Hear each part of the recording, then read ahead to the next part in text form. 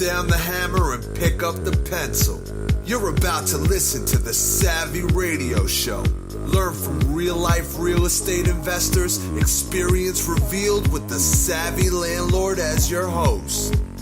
Hey, you tuned in to The Savvy Radio Show. I'm your host, Steve VanCauwenbergh, the Savvy Somebody, trying to grind it out and trying to motivate you to go to the next level. Man, a lot of great things have been happening in my world. I don't know if they're materialistic or deals. Those are all secondary. I'm talking about life change, about being the very best of who you can be. And man, I've been writing this podcast. It's coming out pretty soon. Not this one I'm about to talk about, the David Goggins part 2. I just recently did that, and that book has been just blowing my friends up, blowing me up, and I'll get into that on another episode. But if you need some motivation or you're stuck in somewhere, just listen to this audiobook on Audible. It's called You Cant Hurt Me. It's only on Audible, which is pretty gnarly in itself, but it has changed my life. And so this is an article that I saw not too long ago. It's been on my list to talk about, and I haven't talked about it, and I don't know why. And, you know, I'm like, man, it's the weekend. I just want to be consistent. I want to get out as many podcasts as possible, because if one podcast can be the one for you to turn that corner, to get the combination to that lock, and it opens up your potential as a real estate investor, as a father, as a mother, or whatever the case may be, man, let it be. So here we go. 10 things the best of the best do differently. Man, mad super love to Matt Mayberry. And just Google up Matt Mayberry. I'll have a link or his name in the description. He's a guest writer on Entrepreneur, Bang Bang, Entrepreneur. And I got another podcast coming out called Being Consumed. If you want to be an entrepreneur, if you want to be a millionaire, man, there ain't nothing wrong with that, but you got to be consumed by it. You got to be on entrepreneur.com. You need to be reading books. You can't just wish. You got to make an effort to go towards whatever that endeavor is. So here it is. I'm going to just wrap off the quick 10, and then I'm going to break them all down. Number 1, it says they consistently expand their vision. Number 2, they're extremely goal-oriented. 3, they take massive action. 4, they surround themselves with supporters. 5, they are lifelong learners. I just broke you off on that.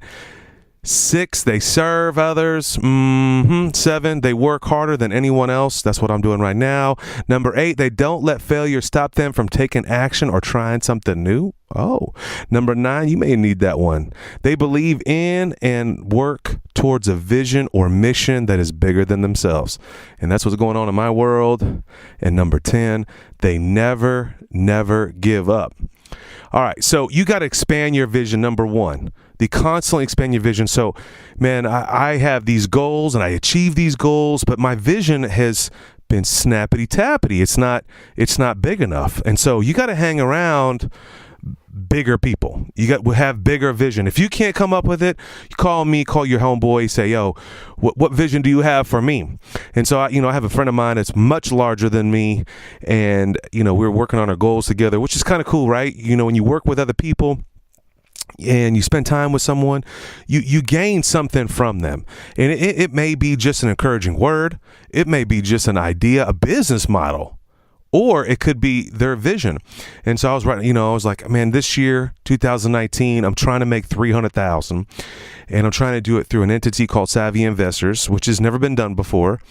And, I'm talking to him, and I'm like, what's your goal? How much you want to make this year? He's like 1.5 in cash. I was like, 150,000? No, 1,500,000. And I was like, man, my capacity is not even at that level. And so you got to constantly expand. I had a vision of, being a net worth of 10 million and approaching, but man, this dude has a vision of 100 million, 10 times what I have. And his vision is much bigger. He has much bigger gifts and giving than I could even imagine. Just think about it. So get around other people, drop the failures behind you, all the hardships, the BS, the blah, blah, blah, and move forward with a better or an expanding vision on a regular. Number 2, they are extremely goal oriented. That's me. I'm telling you, I just broke this bad habit. I dropped 10 pounds. I'm approaching 15 pounds. And I knew what I should be doing, and I did not. And one of the hardest things, and I don't know if I'll do a podcast on this one, so I'm just gonna let this out. One of my goals, I was like, man, I weighed 230 pounds not too long ago. I'm back up. I was back up to 270. I'm at 260 roughly right now. And I was like, how did I do it before? I weighed 231 pounds, looking smooth a year ago. What happened? I know exactly what happened. I ate, but what got me to that point? And so it was one little goal that just transformed me today. That how I dropped this 10 in less than a month is I set one goal, and this one goal was log in all of your meals in MyFitnessPal app. And I was like, no, it's too, I don't got time for that. I can't do it. I'm busy, la da da. But I was like, and it gnawed at me. I was like, I can do one thing. So I wrote it down on a Post-it note, put it in my face. I said, 7 days you could buy yourself a t-shirt. So I had a reward, but I set a goal, and that's my only goal. That's all I think about every day. Now, of course, I did my daily, my job, my QT, all that other stuff. But, sure enough, I did it in 7 days. Right now, I'm approaching 19 days straight up in MyFitnessPal, and this is something I did not want to do. It was the last goal on my list. But you got to be extremely goal-oriented, and it could be just one push-up. Set goals. Be all about the goals. Take the time to sit down and visualize what you want for your life. Sit down with a partner, like I told you, just number one, with my homeboy, with your wife. Write this mess down. What keeps haunting me is that book, Obsessed or Average. If you have not listened to that audio from Grant Cardone, you need to listen to that mother. The one thing that haunts me when I listened to that book, the whole book was strong. I'm talking strong. He's like, but every day this dude took a tablet out and wrote out his goals. And now that's based on Napoleon Hill, Think and Grow Rich, where you got to get the goals. Zig Ziglar carried his goals around, Chris Widener, Brian Dodge. If you don't know these people, these are personal development, just bomb ballers. And Dennis Waitley, they had these goals taped up on them, inside them. And I was like, that's how you do it. Every day, write down that goal. Every day, you got to do it. Now, number 3, you got to have all these great goals, but you got to take massive action, something towards it. I love Jim Rohn. He's like, man, you want to lose weight? Drop down right now and do 50 push-ups, 50 sit-ups, 25, 10. Call that person. So you need to be raising private money, or you need to be loaning private money. Figure out self-directed IRA. I was talking to a gal yesterday. I've been working on this gal for years. She's got money in the bank, but the custodial or Fidelity or Vanguard. No, don't take the money out of here. You don't know what you're doing. Let us manage it. And I'm telling you, it took me 3 years to get the girl to understand that her $150,000 that's in there is not yielding, and it never will yield. It's a lie that 30 years that you're going to get 8% in the stock market. It just does not happen. I know that for personal experience, that my mom had a good nest egg from the IRS, and she lost it all when the whole thing collapsed in 2010 or whatever. So you got to take massive action. That's what the best of the best do. They get a book on it. They go to the library. They ask somebody, hey, man, how you do that? And so crazy is massive action. Here's a simple one. My homeboy last year had to go buy a truck, and I thought this dude was psycho. I was like, yeah, I gotta go buy a truck. It's like December 30th, and I'm right now so I can get this tax deduction. And I was just like, this dude, what's wrong with this guy? Well, it came across my path again a couple of days ago, where my homeboy asked me, hey, man, do you know about section something 731 or 13? I was like, what? What is that? You could write off your card, accelerated to I had no idea what in the world people are doing. And check this out. So I called my accountant. I was like, yo, what is this? Is this true? She's like, yes. I said, come on the radio show and let's talk massive action. And which is so crazy, I was on a poker game the other day, and some dude, just this uneducated dude said, you didn't know that? I'm telling you, I had to drop I almost punked this dude. This is what got me all fired up. No, I didn't know the section 1 something 2. I didn't know you could write off half or all of your car in the first year if you use it 50%. It's a couple episodes ago. Go listen to it. That dude tried to get me, and I was like, I took action. I learned about it, and I'm going to take action. I'm already thinking 2020, am I going to get a new vehicle? How could I plan and prepare? Or should I wait for the new electric pickup truck that's about to come out? Take action. I started researching last night. Ooh, should I wait? Should I get an electric truck? Number 4, they sound and surround, like they soundboard. Okay. They surround themselves with supporters. They have friends and people in their inner circle that help them grow, get better, and achieve their biggest goals and dreams. I'm telling you, when I was telling people my dreams this year, this goal, one boy, one of my closest, got me. He said, "You're not going to be the same person, VanCauwenbergh. It's impossible for you to be the same person to reach those goals. You're going to have better mentors, not better, different mentors. Who do you know that has made that $1 million status that you can grow? Who's that person you know that has developed a technology product that you're trying to talk about?" Oh, it hit me. I was like, oh, that sounded like more work. That's right, fat boy.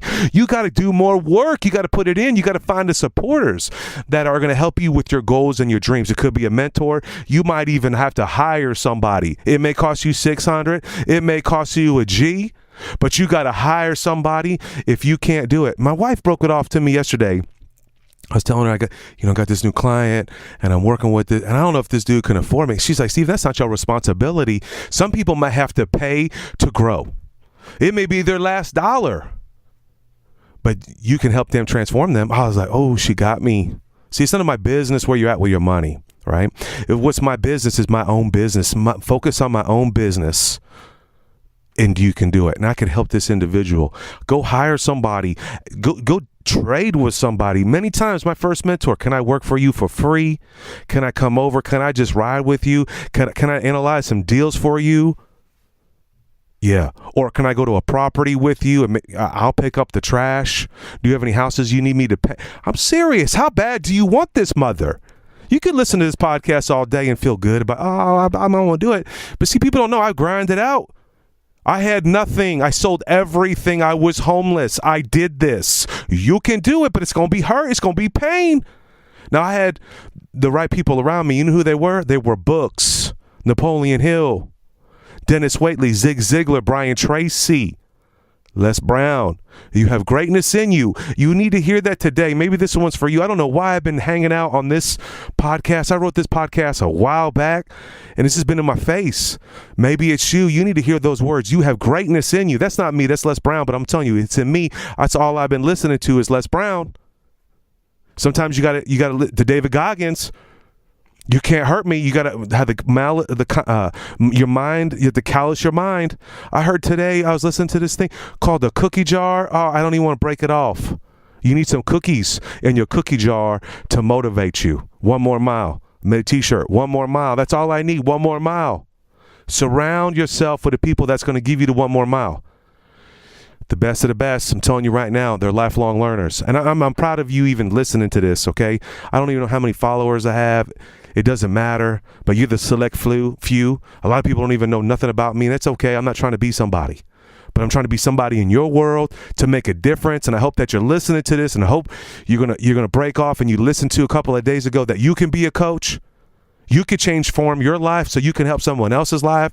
You're losing weight for your family, the folks behind you, the broke people behind you. You can show them that you can do it. You can come from nothing, that you can go to the next level. That's what I'm all about, right? But I learn every day. I'm not a hypocrite. I grind it out. I'm up and I'm reading. I'm in the Word. I'm doing whatever I can. Maybe it is to be at an advantage. I'm always aware. I'm searching for ways to grow. And that and I'm telling you, I love it. There's an interview that you heard 2 days ago from my homeboy Kurt. His whole life changed when he got involved with personal development. I've seen, it's almost like someone came to know Jesus. It's just so crazy. It just breaks me. There's only 2 people in my world that I know. I can say Kurt Phillips because he said there's another dude, Kenny LeBlanc. I was just going to say his name. Kenny LeBlanc. This mother, he didn't know no personal development. He had a great life. He was a nuclear medicine dude. I mean, I like this guy. I'm telling you, I saw in his eyes when he got Jim Rohn in him, and he was so angry. He's like, why did nobody tell me about Jim Rohn before? I said, homie, I know. My eyes start tearing up like it is right now. It's like salvation. When you know that you have the potential to change and to do better, and you have the resources, it's the library. Only 3% of the world in the United States have a library card. Jim Rohn's free at the library. When I saw this dude change, it reminded me back in high school when I came to know him, Jesus. And I was just having an interview on Wednesday, and when that dude said that his whole life changed, I was like, how'd you leave the church, or not leave the church, or not become a youth minister to be a real estate investor? He said personal development. That's what lifelong learners do. That's what the best of the best do. That's what number 5 is. Success is through learning and trial and error. Number 6, the ballers, the players, the folks that are doing it on a daily basis serve. They serve. I'm telling you, there's people that text me that bother me, but I serve. What phone number? They takers. They consumers. They don't care about me. They just need a plumber, or they need a bank connect. They don't even say thank you. People just text me and say, yo, what's up with that? Right? But I know in my heart, I got to serve. I don't want to serve that dude. He don't care about me. He dissed me on the last deal. He said he got me and dissed me, and he still calls me. He's a taker. I'm telling you, I hope you're convicted right now. I hope that you stop your car and start crying, because some of y'all are takers and not givers. You're not consuming. I mean, you're consuming and you're not giving. But the real players, the one that do it big, that are the multis, they serve. They serve their staff. Man, I saw an investor in my world change my life the other day. So we hooked up with this realtor, this baller realtor. I don't know if he's a baller. And we hired this dude to do a big project.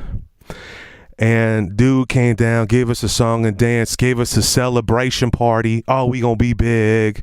I'm gonna do this for you. La-di-da. I was like, okay. Then a dude disappears. For real, he sold us, signed a contract. And ladies and gentlemen, I don't read every contract, okay? I try. I got people I pay to read contracts.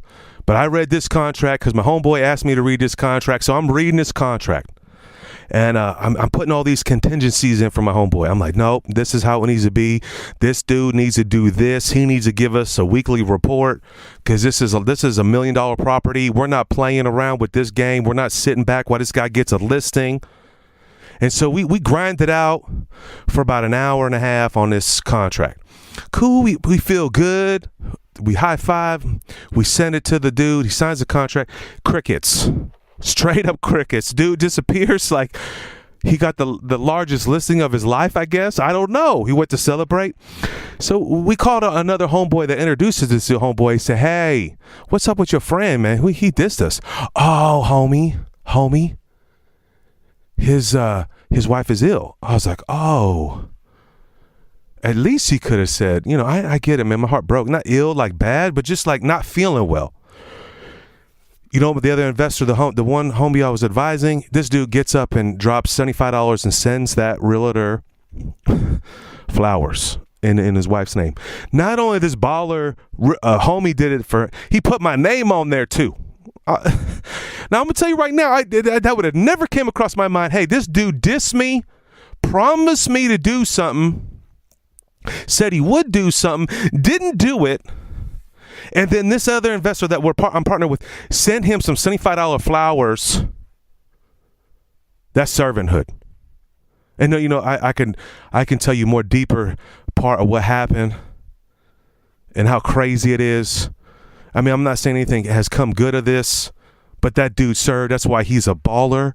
And he just showed me. I was almost on my knees on my mind. I'm like, am I really serving people? Man, would $75 change somebody's world? It definitely changed that man's world. Who are we? I know he's convicted somewhere. I dissed these people. I said I was going to do this and I didn't. And then next thing you know, they rained flowers on me. And we didn't do it to be malice. I didn't even do it. It's not my homeboy's idea. He did it out of love because you can serve. You got to serve.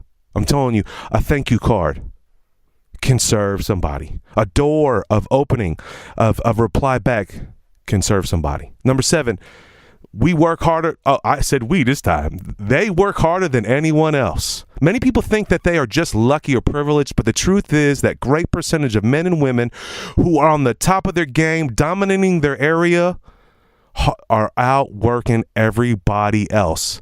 They have a ridiculous, sometimes sickly work ethic. Man, I'm telling you, I know these people. I know they text me at 6 a.m. They're grinding it out. Is that you?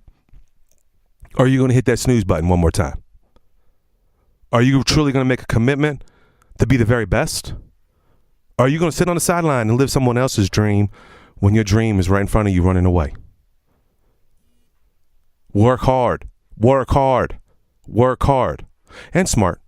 You know, that's why I'm all about outsourcing. Number 8, they don't let failure stop them from taking action on something new. I'm telling you, I've lost a lot of time and effort and money in a lot of weird deals, business ventures. I mean, maybe it's a typical entrepreneur, blood, disease, I don't know what you want to call it. But I don't let that stop me. I was just before I was going over this article I was reading, and an ad popped up. Oh, new franchise. Man, I said one day that's a possibility. I never stop trying. Take that pressure off you that you didn't do well the first time. Don't worry about it. Move on. The best of the best actually love failure. They know it's a sign of growth. And you know this, Thomas Edison and a light bulb. You've heard this before, but are you really doing it? Number 9, they believe in and work toward a vision. We already talked about vision, a mission that is bigger than themselves. So here's mine. You've heard this on the goals, but there's this church I attend called Life Church. You can check it out, life.church. It has impacted my life for the last 10 years or so. I've been attending this church maybe even more than 10 years. It's just crazy what's happening. And I want to be a part of their mission of changing the world, the community. And it's not about salvation and get people saved and come to church and get people to give money. No. They're changing communities because I work in this thing called Whiz Kids, which is we're down in the trenches. It costs books, food. We feed these children and we teach them to read on every Thursday. If you want to know where I'm at in OKC, I'm at Whiz Kids doing it up big. 3 to 5, 2 hours a week. And my church, Life Church, supports that ministry. It's not even a ministry. It's just an adjunct to what they need, what they're not getting in deficiency at home from the hood, because they're at-risk youth with parents that don't care getting high all day. They get a reprieve for coming in from 3 to 5. We feed them, we love them, and we teach them to read. That could not happen without a bigger vision, a bigger mission than yourself. They employ that. I'm telling you, I don't even know how I'm going to reach these goals and dreams to help this vision of this church, but I'm going to have faith, and I'm just going to lay back and do it. And number 10, the final one, all right? Never give up.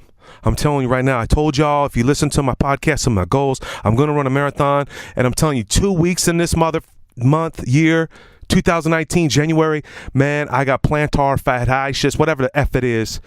That mess is tearing my deal up. It's slow. I mean, I'm borderline depressed that I can't even attempt to train for my goal. But I'm in pain, and I'm not giving up, and I'm trying all kinds of ice treatment. I got this little lacrosse ball. Some dude, non-believer I don't even know, turned me on to this deal. And I'm stretching every day. I'm never going to give up. I'm telling you, I've lost a lot.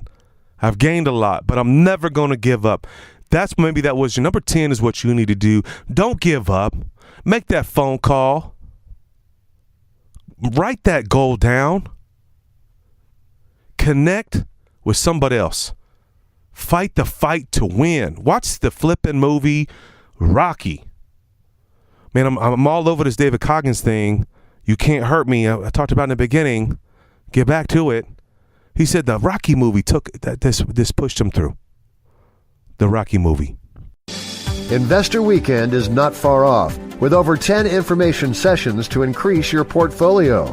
Log on to www.investorweekend.com. Whether you are a seasoned investor or never purchased a property before, you don't want to miss the Investor Weekend.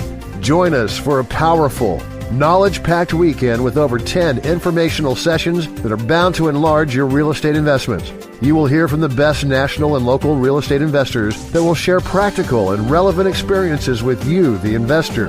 There will be several networking sessions to connect with other like-minded people for potential funding, partnerships, and yes, hot deals. Go to www.investorweekend.com. Did you know we meet once a month for the Landlord Lunch Meeting? The third Wednesday of every month. Go to landlordlunch.com. Thanks for listening to the Savvy Radio Show. Glide online and listen to our other motivating episodes at savvyradioshow.com. Connect on Twitter at LandlordBook and always be buying assets.